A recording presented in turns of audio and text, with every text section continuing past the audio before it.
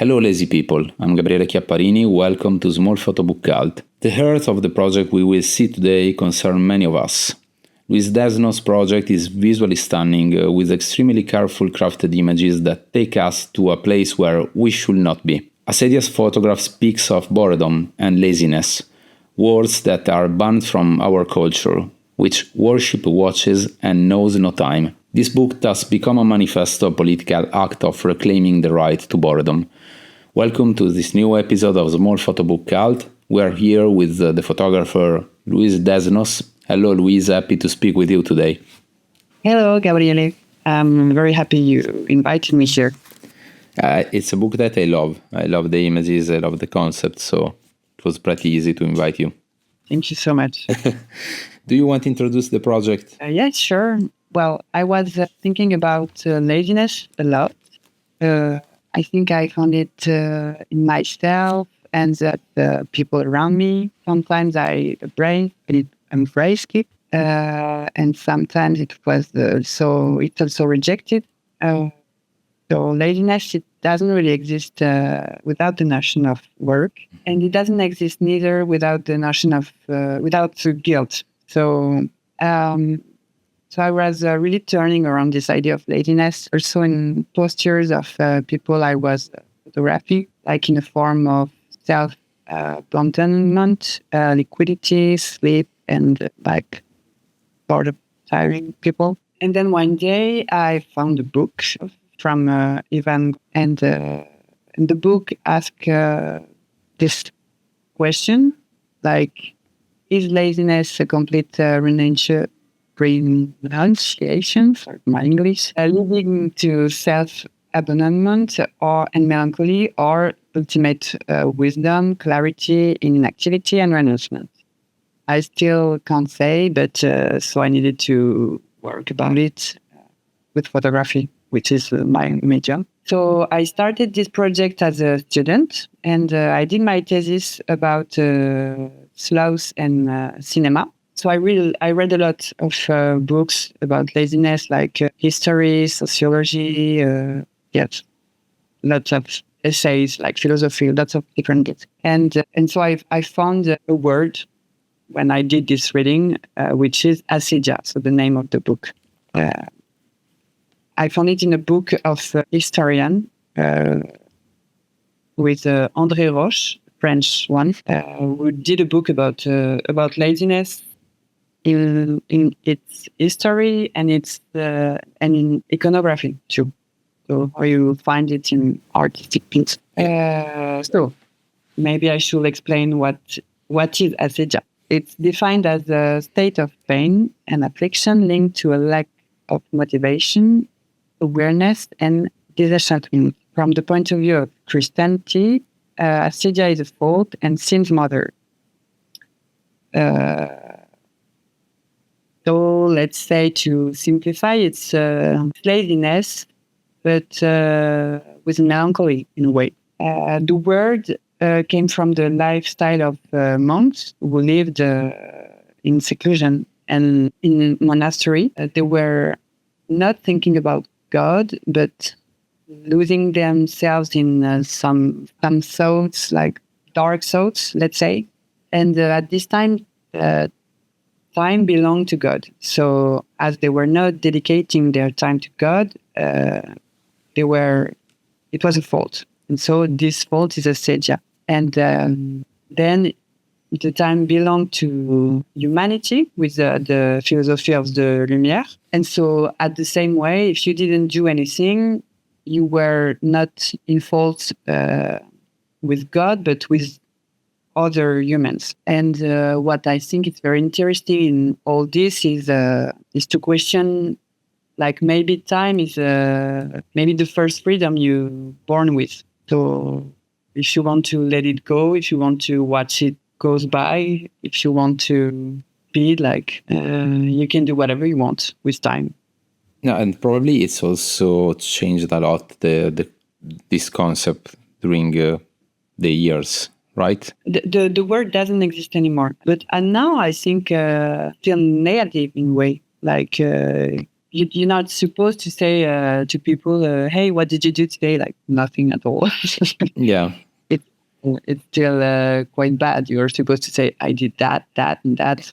So You need to look always overwhelmed, like at least. yes. As artists, for example, when you go to a vernissage, to an opening or something like that, people always ask, "So what do you do now? What is your project?" And you're, Yeah. if you say nothing, you look so bad. Yeah, of course. So you start this project, and you start like it comes before the idea and then the pictures, or you had some pictures also like collected before of the idea of the project? Acedia, it really it's a concept that really accompanied me to produce these images. So sometimes as a melancholic feeling, sometimes as an idea. It was very influenced by my readings too. So I was looking for example, for iconographic elements linked to laziness, like its bestiary, for example. You can see a lot of snails. The snail and the donkey, yes, also. And actually the dog too are very into the iconography of laziness. So there's one or two dogs in the book, I think. Yeah, I think when it's close to the end, probably, if I remember well. Here. Yeah, it's here. Yeah. So yes, like it's as much instinctive and also intellectualized. So it's also improved and kind of staged, or at least arranged in a way. And I read somewhere that you have this idea or concept of out of time, and in your picture you try to have this out of time vision. Laziness, it's and acedia more specifically, it's a feeling. So I don't think it appears to us to a specific period of time. That's why I wanted the images. I didn't want them to belong to a specific time. I didn't want too much of vernacular elements that will lead, for example, to the time of now. So, and because, but when you are in the state of acedia or laziness, you are at the earth of time and outside of time at the same time. I think we watch time flow, crumble, happy laziness. We are exactly in the present moment, for example, and we are at the same time outside of time in a way, so out of time, because far from its frenzy, is sort of withdrawal from the outside world, I would say. Through your images and in the text in the end, you suggest that laziness can be a political act of resistance. What do you mean? Because you stop consuming, you stop producing in a very competitive way, you stop doing stuff you don't want to do. You just try to slow it down. But I don't think my images directly express the political ideas of laziness.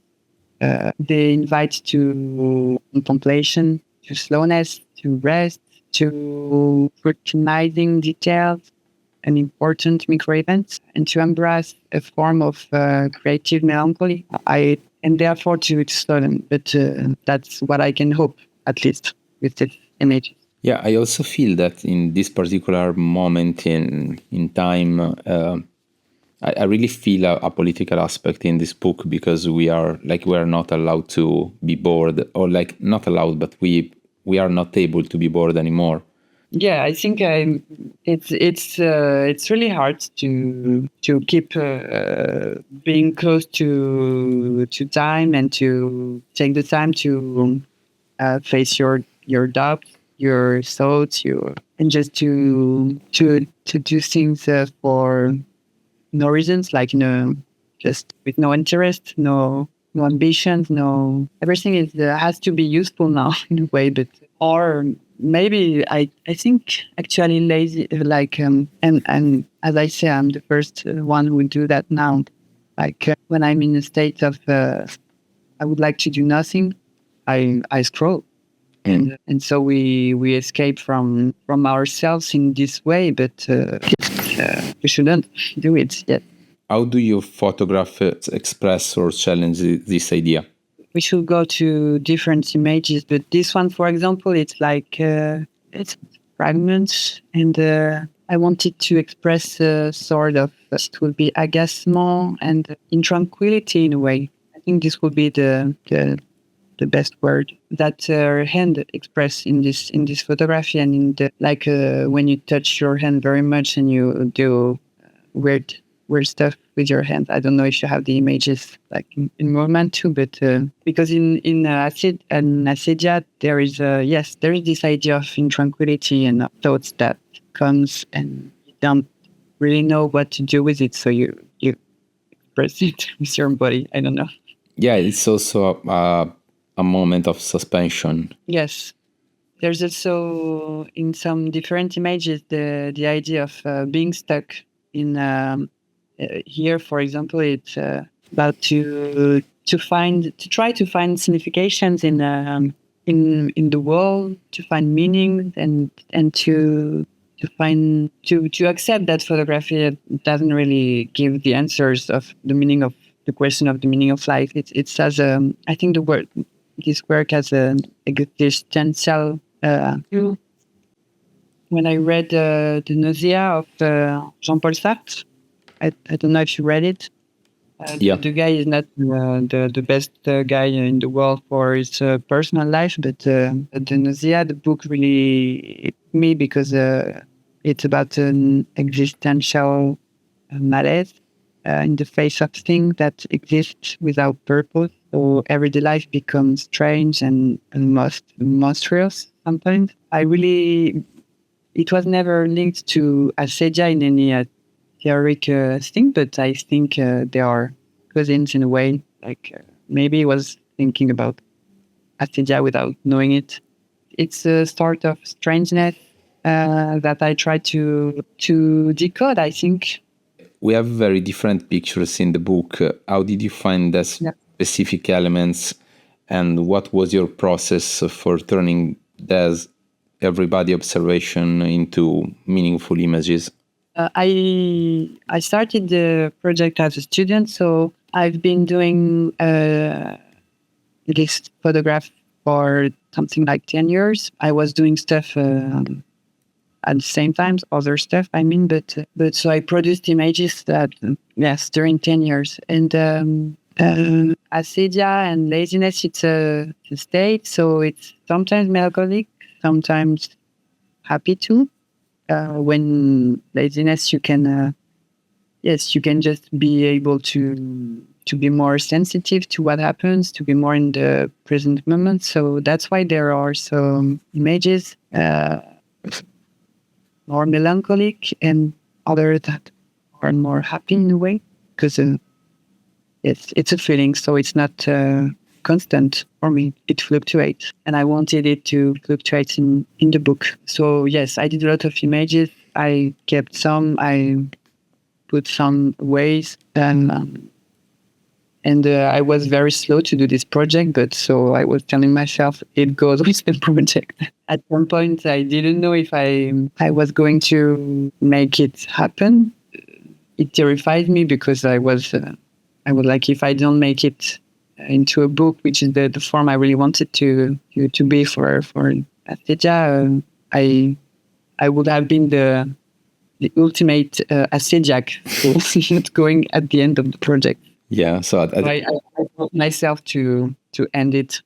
Yeah, the other option it was to exhibiting yourself in a gallery. Yes, that's right. And so, because you're speaking about that, how was the editing and the sequencing process? So I contacted Tommaso from Photobook. Yeah, Parrillo. Ciao Tommy. Ciao Tommy. And because yes, I really like his work. The book he published, it really inspired me. So then I had a first version, but an old one. I sent him with also a lot of new images, and and we started a game of ping pong to do the sequencing to find something that would work for both of us. At the beginning, it was hard for me to let go because I can be control freaks with my images. So it took time, but we find a sequencing I'm very happy to, and I succeed to let go and to trust him also for some decision, and I'm really glad that I did, because I'm in peace with the book, and I like his work, so it all worked for me. The sequencing is so important for me because it's like the montage of a film. Like, it can, if you do it in a way or in another way, it changes completely the work, I think. So that's why I was so control freaks. Yes, I was telling myself you're completely crazy to be so into it has to be like this and not like that. But I don't know. It's so important for me. It changes so much, I think. Yeah. Which is not in my head, but...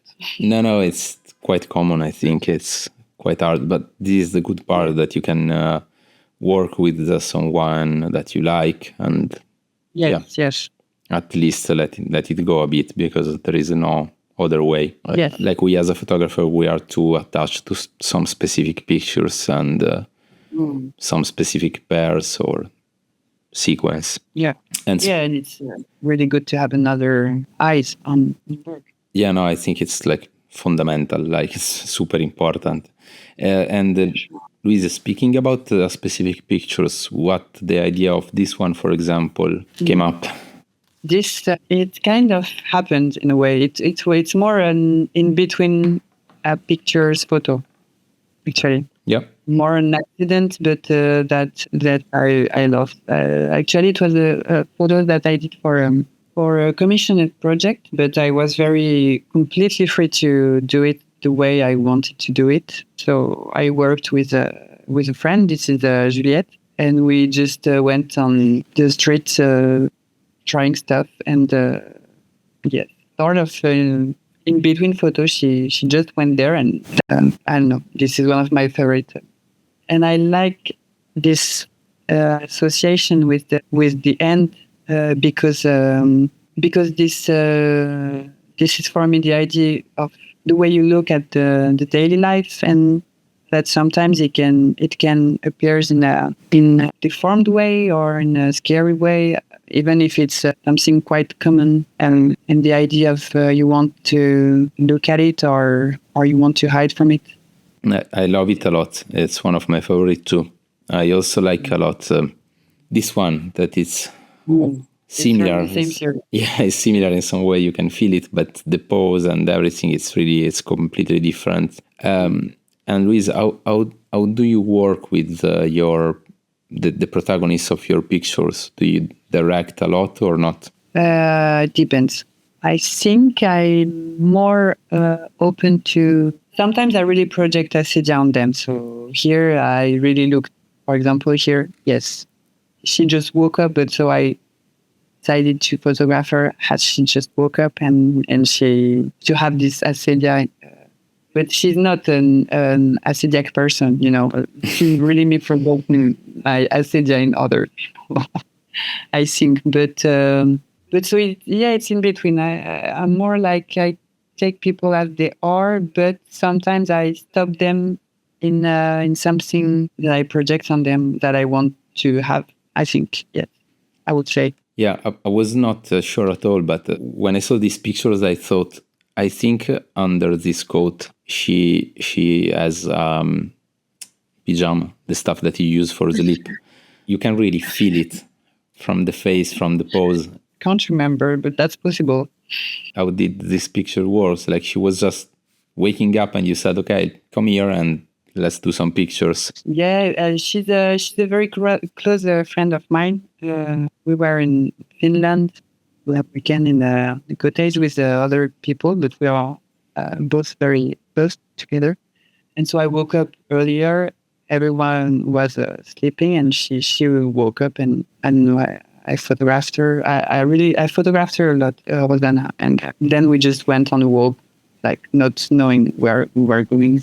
And we had something, I photographed her a lot. So she was it was really in our way of seeing each other at the moment. The photography was really like every day, I think, because we were roommates, and the people in the book, it's people I know. There are some very close friends. There are also some people I know that I'm not so close to, but that it's people in some sort of vulnerability in the book. And so at least I would say it's people who really trusted me, because I do a lot of portraits with people that I don't know for magazines, and I'm not able to have this kind of image with people I met for 20 minutes or an hour, of course.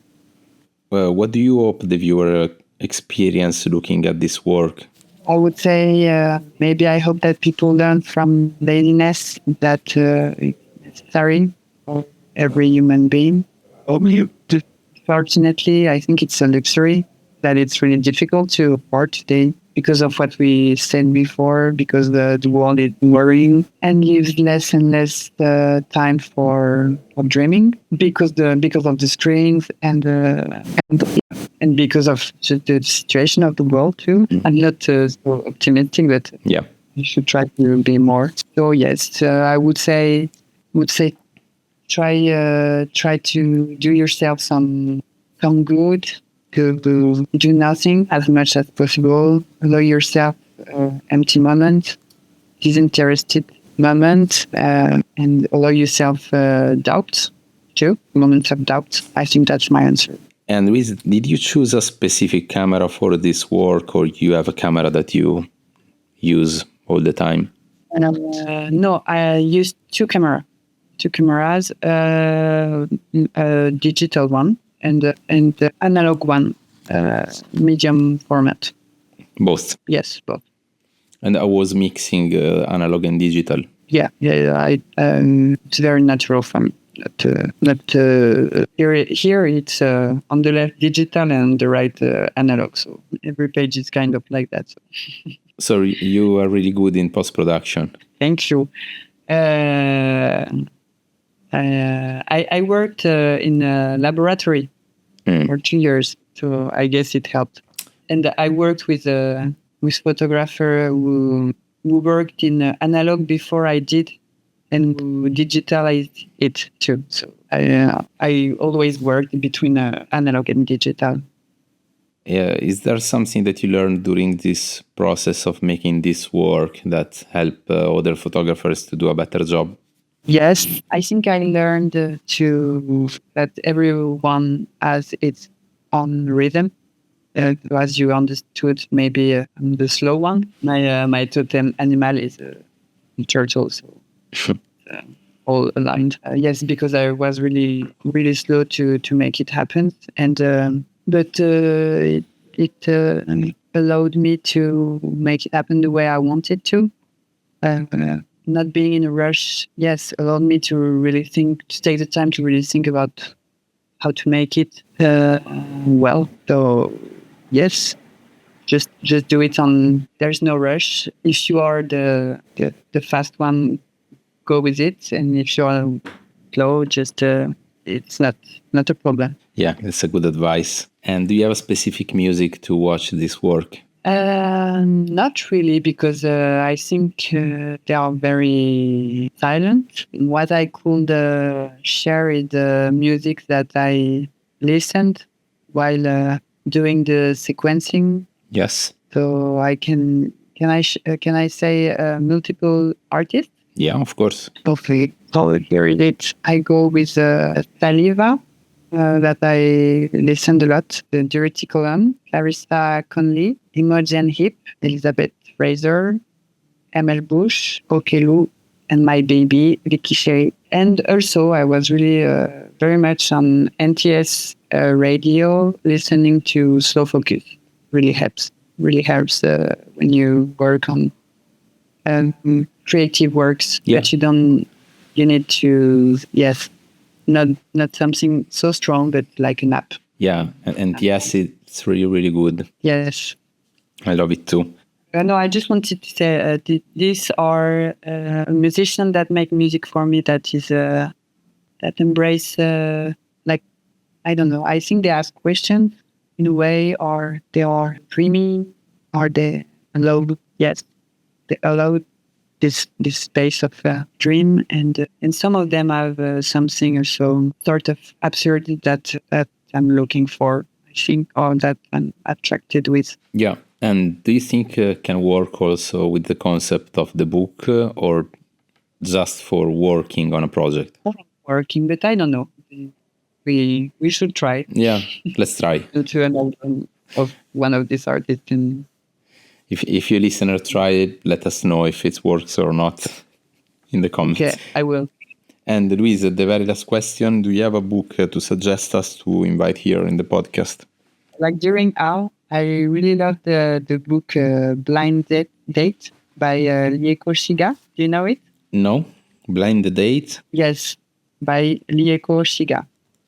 Okay. It's very simple but very efficace. Can you say that? Yeah. Who is the publisher? I don't know. Good question.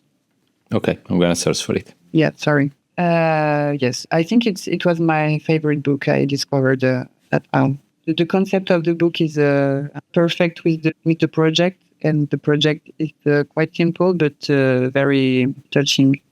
So, yeah, I really liked also the project, the book Classroom by Isham Benowood. Yeah, it's amazing. Yes, you saw it. It's great. I really need to buy these books, these two books. And the last one, it's a French photographer, Nolwenn Brod. She just published this year a book which is called Le temps de l'immaturité. And so we need to do an exchange of a book with Nolwenn. Talked about it.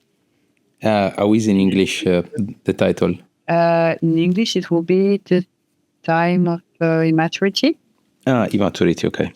I'm going to check for it.